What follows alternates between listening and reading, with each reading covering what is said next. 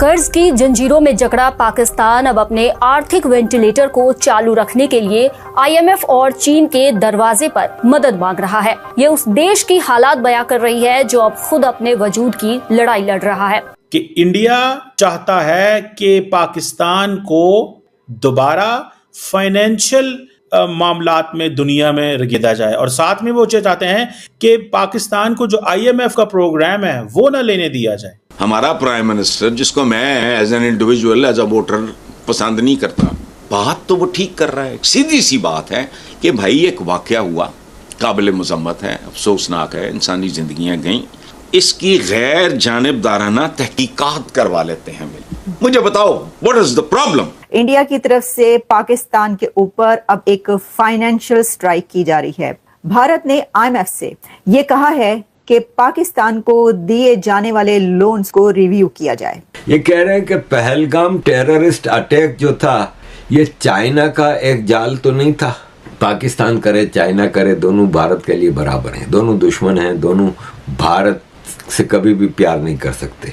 ये देखें, इंडिया कर सकता है या नहीं कर सकता, that's a separate question, but the question here is कि वो ये सब कुछ करना चाहते हैं। सो इंडिया अपनी एफएटीएफ के अंदर जो प्रेजेंस है उसको सहारा लेना चाहता है।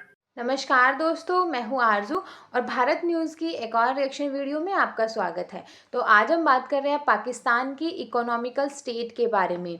तो आईएमएफ है जो वो 2024 से हर साल पाकिस्तान को रिन्यूएबल रिसोर्सेज पर काम करने के लिए 7 अरब करोड़ रुपए देता था, और पाकिस्तान इसका यूज़ अपनी इकोनॉमी को ठीक करने के लिए करता था।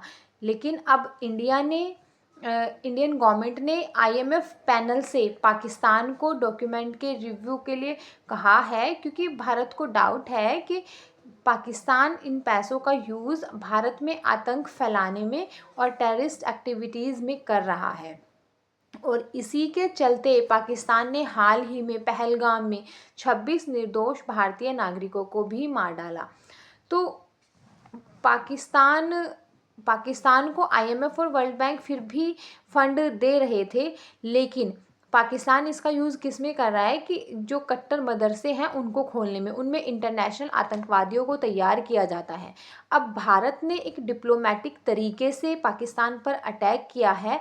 पहले तो उन्होंने पाकिस्तान के चैनल्स को इंडिया में बैन कर दिया, और अब पाकिस्तान को FATF की ब्लैक लिस्ट में डालने की तैयारी में। दोस्तों, भारत की सरकार ने इस वक्त ये फैसला किया है, 2 बड़े स्टेप वो ले रहे हैं कि वो पाकिस्तान पे वो जैसे कहते हैं ना फाइनेंशियल स्ट्राइक्स मारने जा रहे हैं। वो कहते हैं जी कि पाकिस्तान को find other means to hit Pakistan, और उसमें जो बड़ी चीज़ है वो ये है कि एक तो आप समझें कि जो भारत की लीडरशिप है उसने फैसला किया है कि पाकिस्तान को दोबारा FATF की लिस्ट में डालने की कोशिश की जाए। Pakistan should be put against in the FATF, इस चीज़ की वो कोशिश करने लगे हैं। सो इट मीन्स कि दे वांट के जो डिप्लोमेटिक रास्ते हैं वो अडॉप्ट किए जाएं, ना कि मिलिट्री सोल्यूशन जो है वो ढूंढा जाए।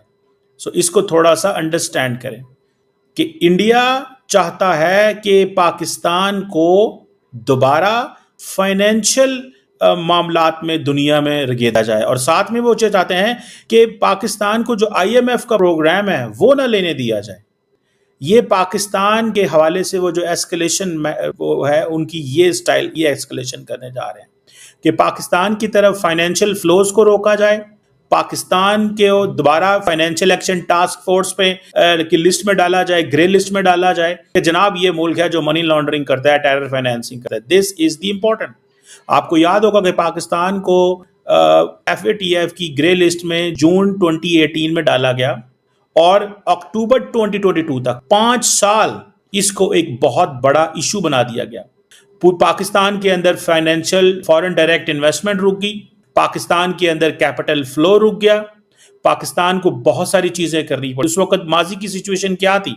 लेट मी टेल यू, उस वक्त माजी की सिचुएशन बिल्कुल डिफरेंट थी। वो क्या थी कि उस वक्त अमेरिका ने ये कहा कि obviously America was behind that. उस वक्त ये कहा गया कि पाकिस्तान ने, क्योंकि UN security council resolution 1257 and 1367 जो है उसके हवाले से बात थी कि जी पाकिस्तान के ऊपर जो ये हाफिज सईद और ये जो ग्रुप है, इनके ऊपर यूएस सैंक्शंस हैं, यूएन सिक्योरिटी काउंसिल की सैंक्शंस हैं और पाकिस्तान ने कुछ किया ही नहीं है। So what to do now, किस तरफ जाएं अब?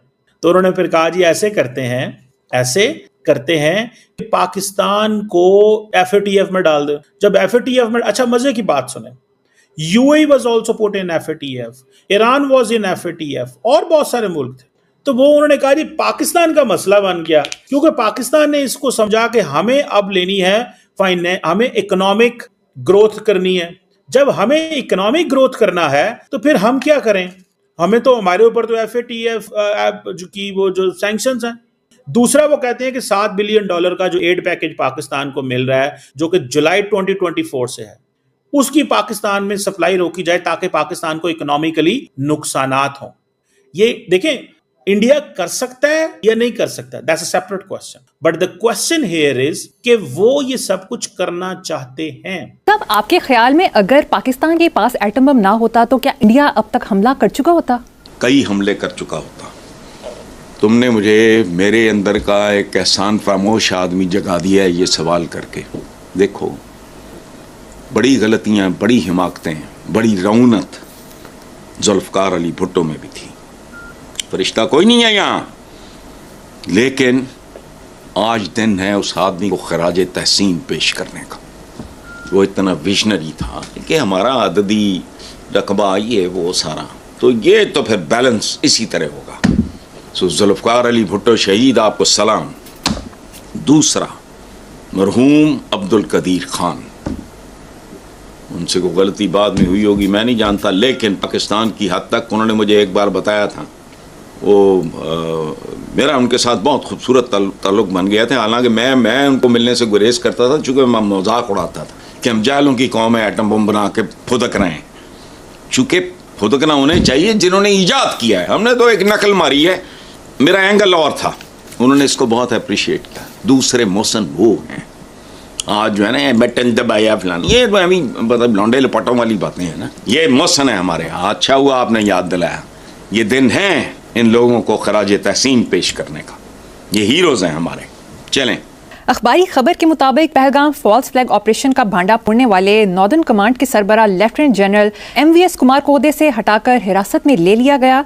भारतीय जनरल MVS कुमार ने धमकी दी कि सच्चाई मेरे खिलाफ कार्रवाई हुई तो तमाम मावराए कानून इकदाम बता दूंगा। जबकि भारतीय वजीर दिफा राजनाथ सिंह ने ऑल पार्टीज कॉन्फ्रेंस में तस्लीम किया कि सिक्योरिटी और इंटेलिजेंस की नाकामी है। इस एतराफ़ के बावजूद भारत ने इस दहशतगर्दी का जिम्मेदार पाकिस्तान को करार दिया। देखो, जितनी बातें आपने की हैं ना, ये किसी आलमी अदालत में चला, ये UN और शूएन भी पूरा ढोंगी है। अब पहली बात तो ये है कि वो कितनी अजीम माँ होगी जिसने जनरल VS कुमार जैसे इंसान को जन्म दिया। आपने वजह नहीं बताई कि ओहदे से हटा के हिरासत में ले लिया गया, क्यों? ही रिफ्यूज्ड कि मैं इस गंदगी और गुनाह में शामिल नहीं हो सकता। सलाम है उस माँ को जिसने ऐसे सपूत को जन्म दिया, ऐसे बाज़मीर आदमी को जन्म दिया। एमी ले लिया लेफ्टिनेंट जनरल को हिरासत में। 26-27 बंदों के लिए तुम 26, 28, 30 करोड़ बंदा मरवाने चले हो। या अकल करो, गैरत मर गई है, ज़मीर सो गया है, या उसने खुदकुशी कर ली है।